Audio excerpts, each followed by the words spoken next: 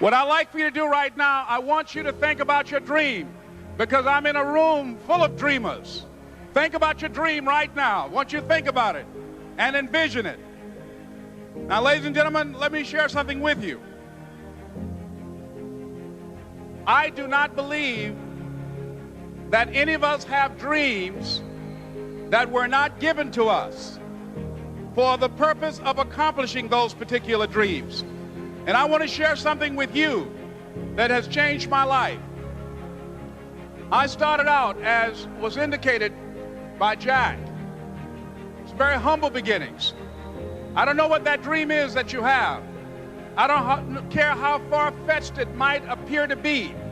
I don't care how disappointing it might have been as you've been working toward that dream.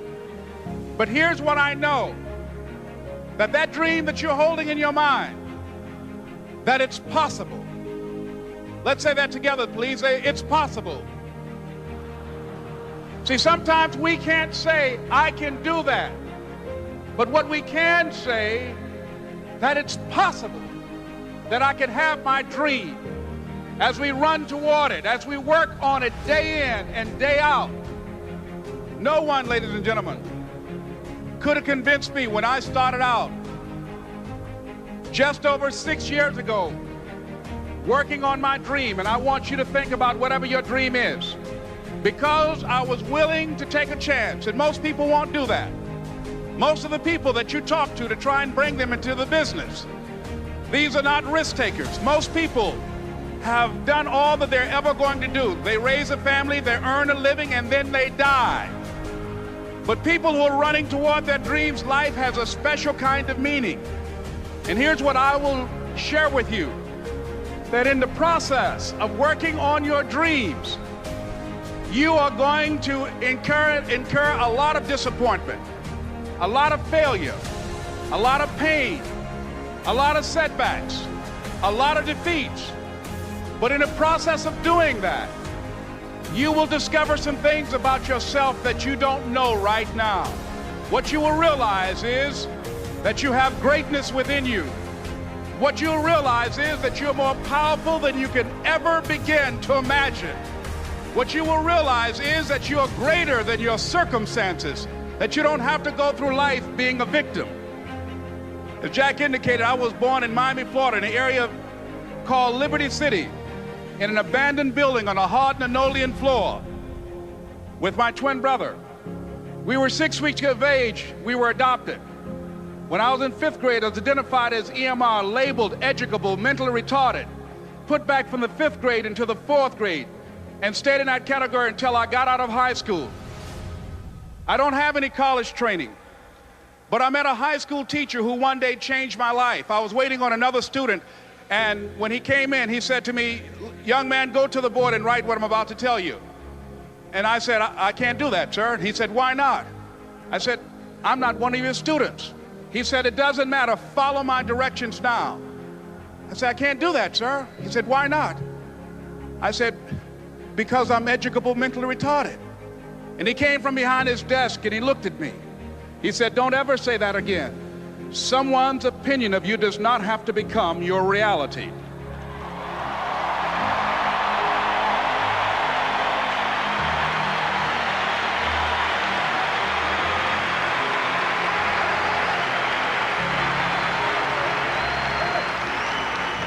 And that man, Mr. Leroy Washington, did something for me. He started planting seeds in my mind that enabled me to begin to dream, as Dexter has been doing for you, of acting on my dream. And I don't know what that dream is for you. I can tell you that it's possible. No one could have convinced me that after just over 6 years, I will have my own book entitled Live Your Dreams. Just over 6 years, I will have 5 specials on public television. Just over 6 years, I've done motivational speaking for AT&T, Procter & Gamble, McDonald's Corporation, Xerox, IBM. Just over 6 years. I will now have my own talk show that will premiere on Monday, Labor Day. I'm saying to you, your dream is possible. Your dream is possible. But not only is it important that you believe and begin to know that it's possible for you to live your dream as you run toward it.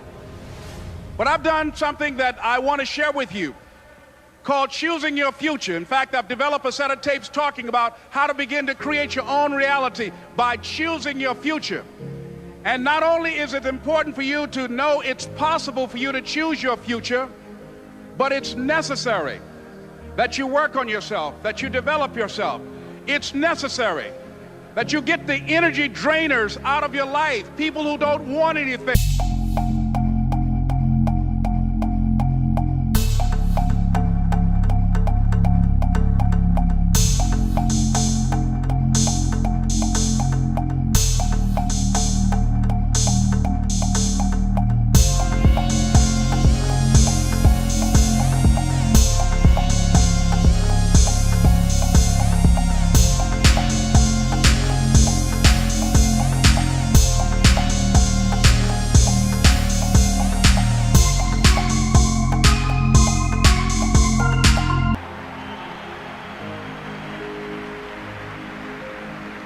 It's necessary to know that everybody won't see it, that everybody won't join you, that everybody won't have the vision.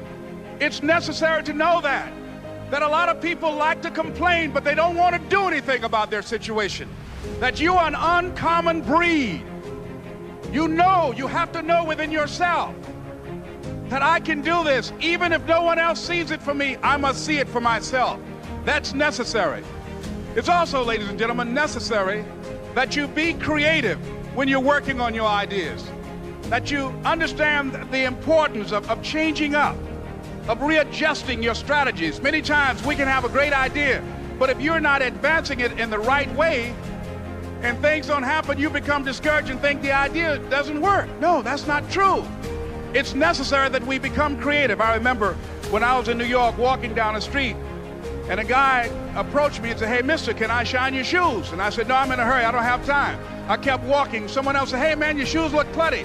May I shine your shoes?" I said, "No, I don't have time. I'm sorry, I'm busy." And I was walking fast, and many people solicited me for my business. And then finally, a young man stepped in front of me, and he said, "Excuse me." And he started counting, 97, 98, 99, 100. He said, "Sir?" I said, "Yes." He said, "Come here, please." I said, "What is it?" He said, "Today is my birthday.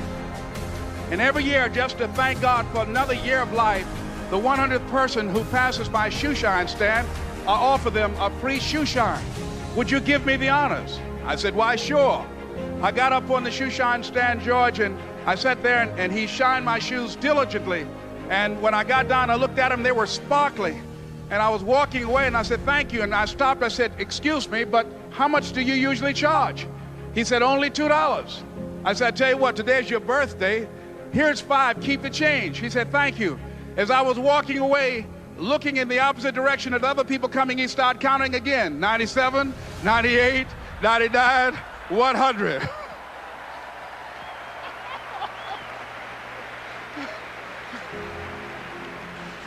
It's necessary that you be flexible, that you are always thinking of how can I improve this better. This is a customer-driven economy. It's necessary for you to always explore various ways in which you can improve the quality of service that you're providing for the people in your organization.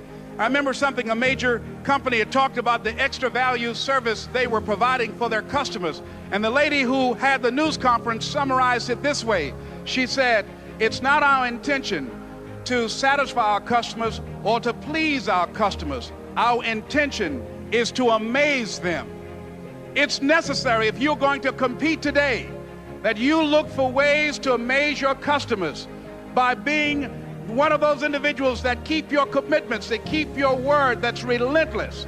It's necessary as you work with the people that you bring into your organization, that they see that you're a good example of a person to work with because you model integrity and determination and ambition and truth and honesty and the way in which you conduct business. The next step is, that is you. That is you. That no one can do it for you but you. And even though you face disappointments, even though you will experience some setbacks, it goes with the territory. You must understand that. I remember I was playing a game with my 9-year-old son, John Leslie.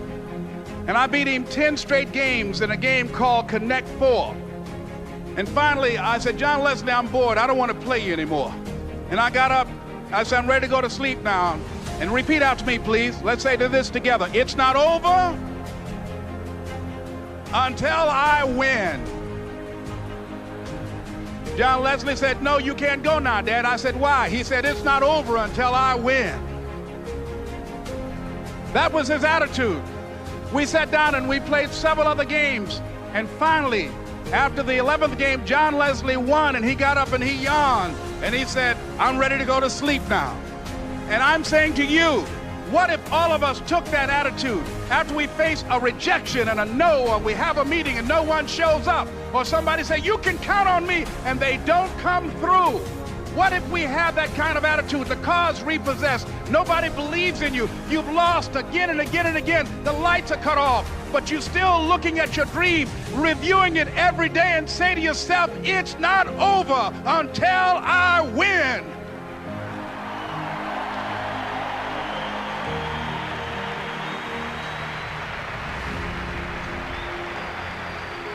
Life will yield to you. Now here's the next step. Repeat after me, please. It's possible. I can live my dream. It's necessary. I work on myself. Surround myself with winners. Become creative. It's me. I've got to make it happen. It's not over until I win.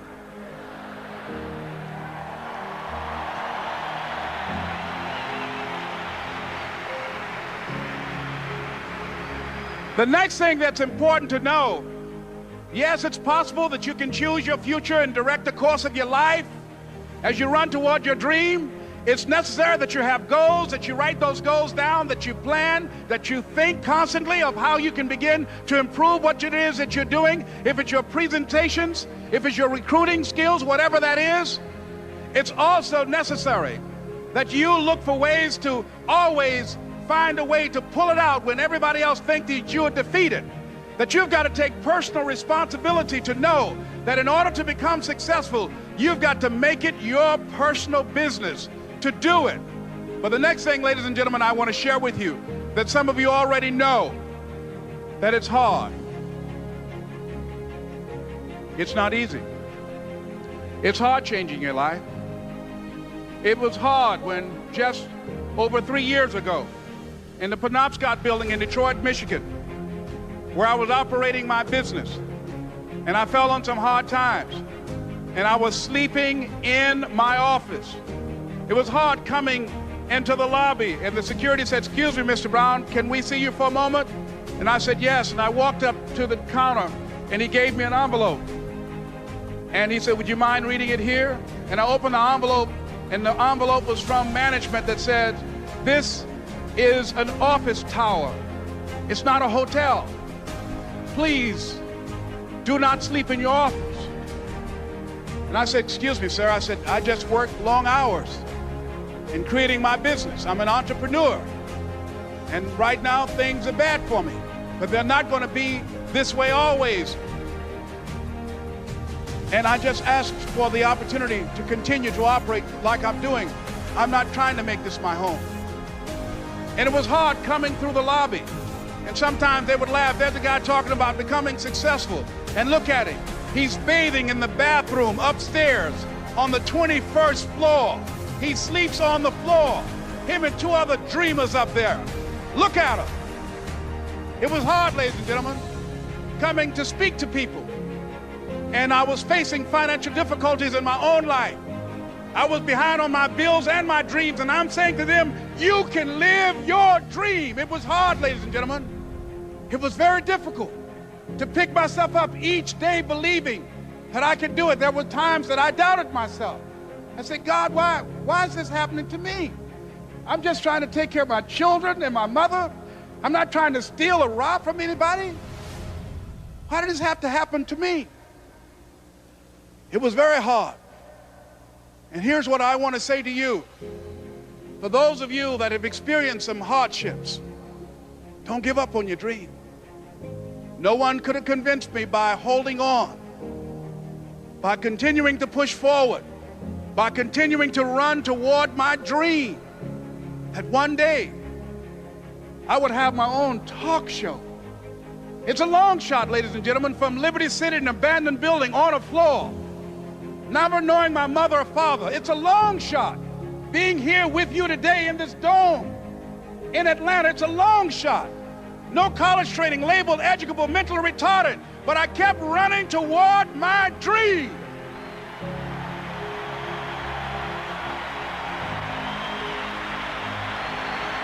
Don't stop.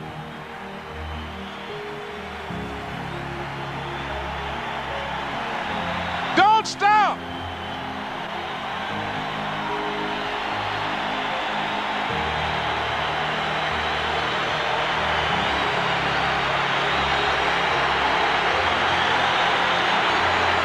Don't stop running toward your dream.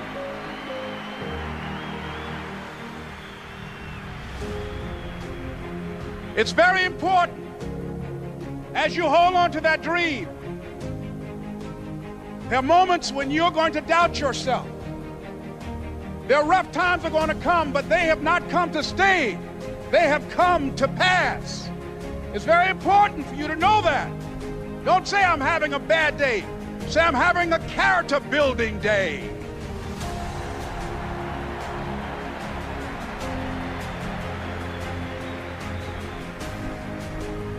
It's very important for you to believe that you are the one to make this happen. I remember this high school teacher, Mr. Leroy Washington, at the end of school one June, it was just a few days before we were supposed to leave, and I just got my report card, and it indicated that I'd failed history, and I'd failed English, and I would have to go to summer school. And I was feeling within myself that I was a failure, that I'm slower than most people in getting paperwork, and I was feeling down on myself and very negative. And Mr. Washington was giving a speech to the graduating seniors, and I was in 11th grade.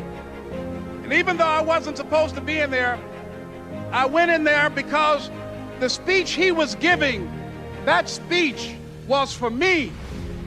And as he talked, my heart began to beat fast. Tears began to run down my eyes, and I was in the back just listening to him, because he said, and he was a very dramatic man. I still talk to him to this day. He said, as graduating seniors of Booker T. Washington High School, I want you to know that you're blessed and highly favored, and that as you go toward the future, begin to know that you have greatness within you. And if just one of you here begin to envision yourselves as being blessed and highly favored to reach your goals, if just one of you capture the essence of what that means, that you have greatness within you and a responsibility to manifest that greatness, that you can make your parents proud, you can make your school proud, you can touch millions of people's lives, and the world will never be the same again because you came this way. And the students gave him a rousing standing ovation. And as he left the auditorium, I ran down the steps and I caught him in the parking lot. I said, Mr. Washington? He said, yes. I said, do you remember me, sir? He said, no. I said, my name is Leslie Brown. My mother, she works in the cafeteria here. I'm one of the twins, Leslie and Wesley. I said, Mr. Washington, but you know, I got these big dreams. I like talking to people. I love people. I said, I want to work with people, and I got this dream of buying my mama a home. Could I do that, Mr. Washington? He said, it's possible, Mr. Brown. And as he walked away, I called him again. I said, Mr. Washington? He said, what do you want now? I said, I'm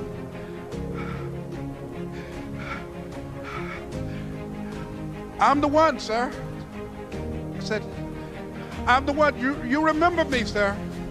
I'm Miss Mamie Brown's boy. I'm the one. I'm the one.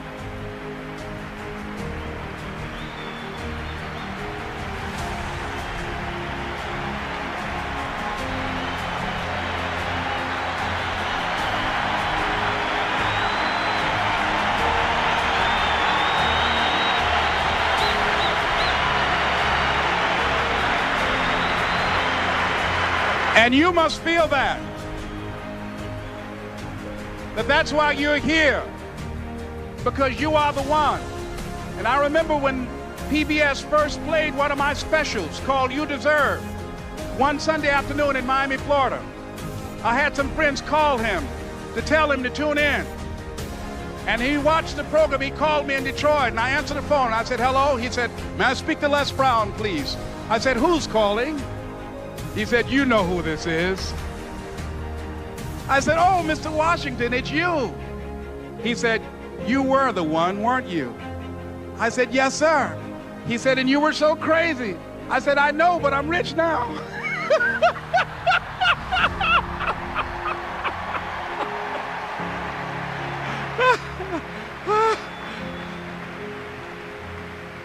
Ladies and gentlemen, it's not going to be easy.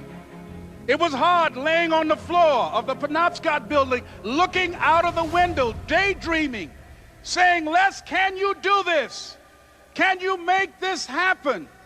I used to listen to tapes day in and day out about See You at the Top, my great friend Zig and Dennis Waitley and different other motivational speakers, and Dr. Norman Vincent Peale. And Dexter saying, don't let nobody steal your dream. I used to ask myself, can I do this? And something said within me, you're the one. You're the one. And let me tell you something, ladies and gentlemen. While you're here, and before you go back home to your respective cities and communities, write down at least 5 reasons on why you deserve your dream, on why you won't give up, what's going to make you unstoppable, why you must be unreasonable, because logical, practical thinking says you can't do it today. But if you want to produce unreasonable results in your life, like living your dream and taking charge of your destiny, you've got to be an unreasonable person. You've got to be an uncommon person. So write down the reasons of why you're here. My first major goal was to buy my mother a home. And let me tell you something, ladies and gentlemen. What will reasons do, Les? Nietzsche said, if you know the why for doing, you can endure almost anyhow. What do you mean by that? If you know why you're doing something, when the hard times come, and they're going to come, when the disappointments and the rejections come, and they're going to come by the truckloads, your reasons will be your rod and staff to comfort you, to pick you up. Once again, I got a saying on one of my tapes, if life knocks you down, try and land on your back, because if you can look up, you can get up. Let your reasons get you back up.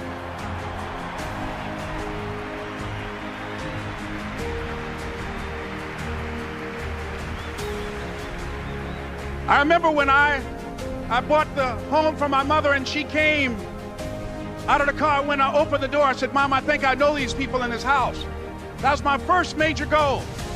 And then I couldn't conceal it anymore. I said, Mom, I got this for you. And as she went from room to room, looking at the house and saying, thank you, Jesus. Thank you, Lord. No one ever could have convinced me that this could have happened to me. And she looked at me and she said, Leslie, and you caused me so much problems as a boy. You were always into stuff. She said, no one could have convinced me that day when I walked in that house and this lady was holding you and your brother. And she said, ma'am, I want you to promise me 2 things. And she said, what is it? She says, 1, promise me that you won't separate them. She said, I want them raised together. I want them to know each other. I got pregnant while my husband was away in the war, and I can't keep them. Promise me that you won't separate them. She said, I promise I won't. I've never had children. I promise I won't separate them. And she said, promise me that you'll never tell them about who I am, because if my husband ever found out, he would kill me. She said, I promise. And she said that she gave them to us, and she kind of cried, and she was walking out the door, and she looked at my adopted mother. She said, remember, don't you separate them. She said, I swear to God, I won't. I won't separate them. I'll keep them together. And she said, as I held y'all in my arms, I never had any children of my own. I didn't know how I was going to do it. But I knew with the help of God, I will do it. And ladies and gentlemen, my mother had a dream. of having children and raising us. She didn't know how she's going to do it. You're going to be just like that. And some of you are already there. Well, you don't know how you're going to make this happen, but you just feel within yourself some way, somehow, with the help of God, I'm going to make it happen. Repeat after me, please. No matter how bad it is or how bad it gets, I'm going to make it. I'm going to make it. Shake somebody's hand on your right and left and say, you got the right stuff.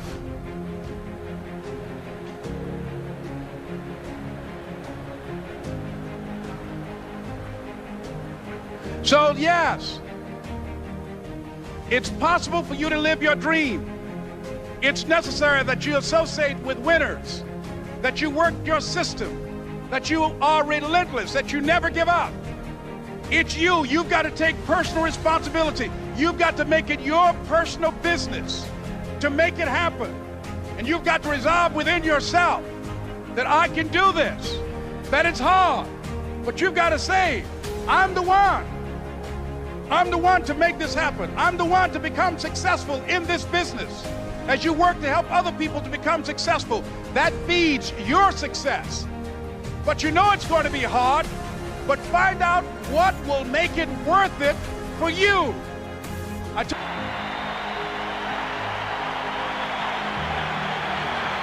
You got to be hungry.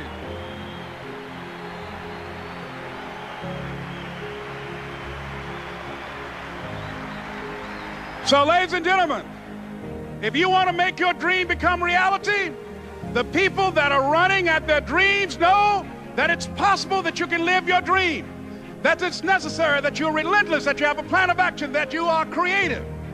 The people that are living their dream are finding winners to attach themselves to. The people that are living their dreams are the people that know that if it's going to happen, it's up to them.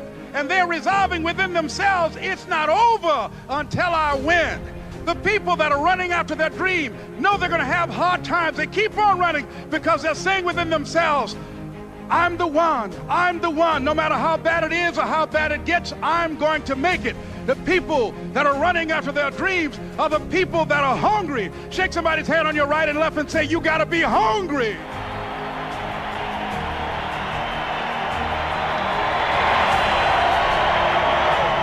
And as you run towards your dream, I want to dedicate this to you that I love very much. I want to thank Dexter and all of you.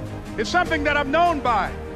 It's on our tapes called Choosing Your Future, and it says simply this, that if you want a thing bad enough to go out and fight for it, to work day and night for it, to give up your time, your peace, and your sleep for it, if all that you dream and scheme is about it, and life seems useless and worthless without it, and if you gladly sweat for it and fret for it and plan for it and lose all your terror of the opposition for it, and if you simply go after that thing that you want with all of your capacity, strength and sagacity, faith, hope and confidence, and stern pertinacity, if neither cold poverty, famish or gulf, sickness or pain or body and brain can keep you away from the thing that you want, if dogged and grim you besiege and beset it, with the help of God you'll get it. This is Mrs. Mamie Brown's baby boy, Leslie Calvin Brown, saying it's been a plumb pleasing pleasure as well as a privilege.